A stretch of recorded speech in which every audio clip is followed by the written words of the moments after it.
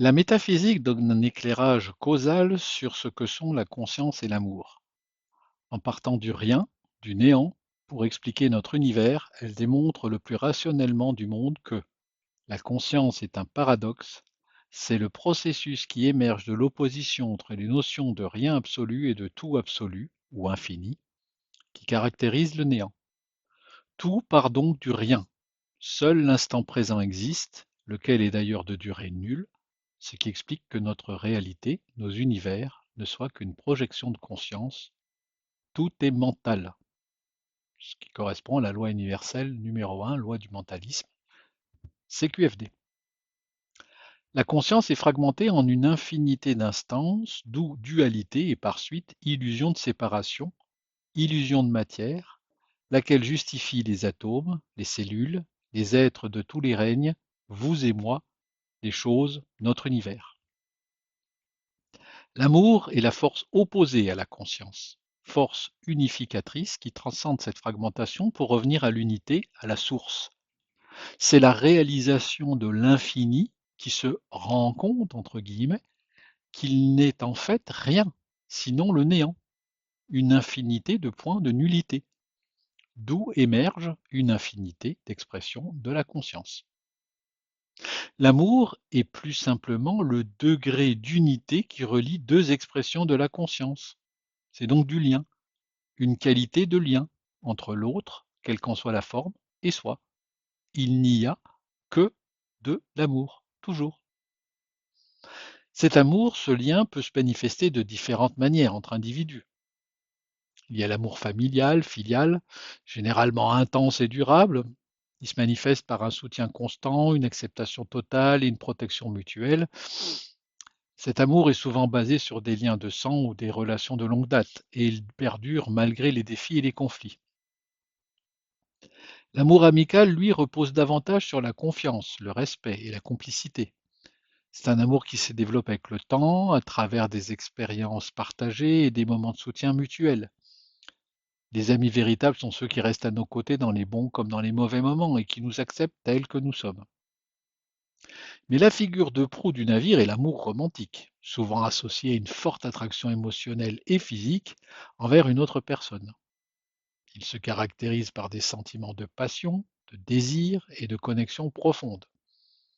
Cet amour implique souvent un engagement mutuel, une volonté de partager sa vie avec l'autre et de faire des sacrifices pour son bonheur.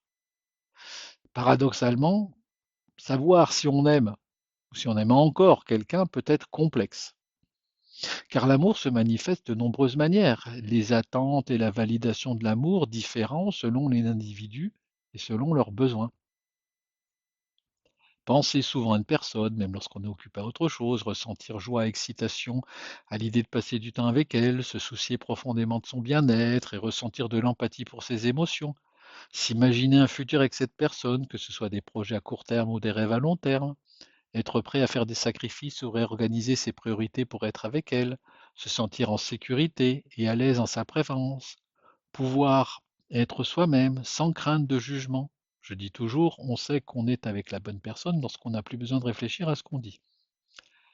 Autant de critères qui font souvent défaut, par manque de réciprocité, parfois, et nous renvoient à notre capacité à nous contenter de peu, mendiant de l'amour que nous sommes aussi, souvent, parfois.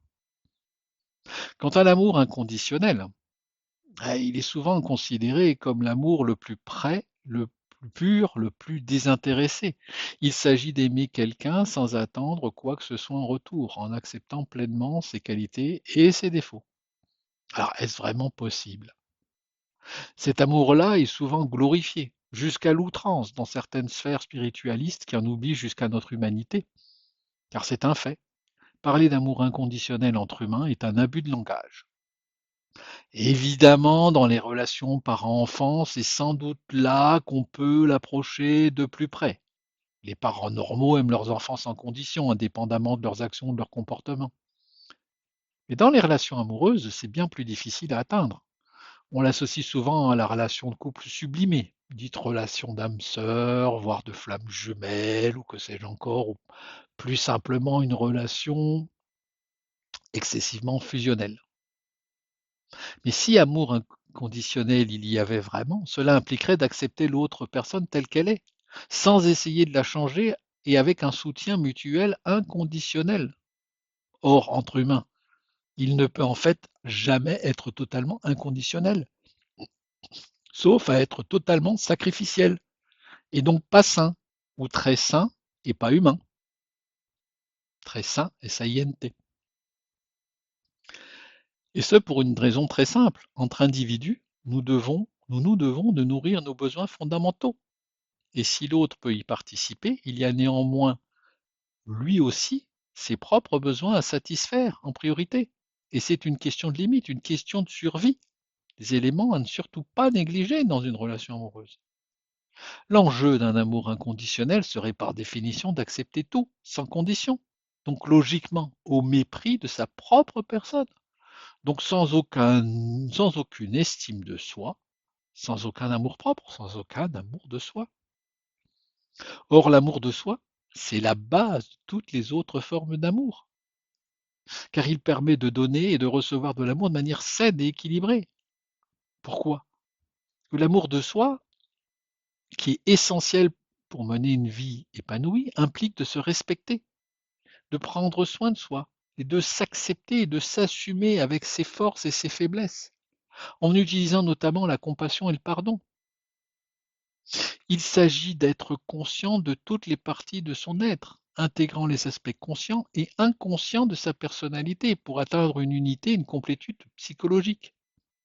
Ce qui suppose une intégrité personnelle reposant sur la reconnaissance et l'acceptation de ses parts d'ombre, les aspects refoulés ou non reconnus de soi-même, et sur une harmonisation des contradictions et des désirs internes pour atteindre une plus grande cohérence intérieure, pour une plus grande authenticité aussi, avec soi.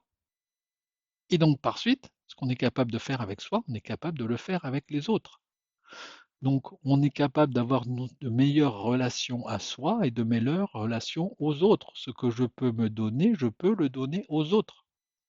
Voilà pourquoi l'amour de soi est la base de toutes les autres formes d'amour. En somme, je pourrais résumer la chose ainsi. L'amour est une force puissante qui enrichit notre vie, nous aide à grandir et nous apporte du bonheur. Il nous rapproche de notre propre nature et des autres.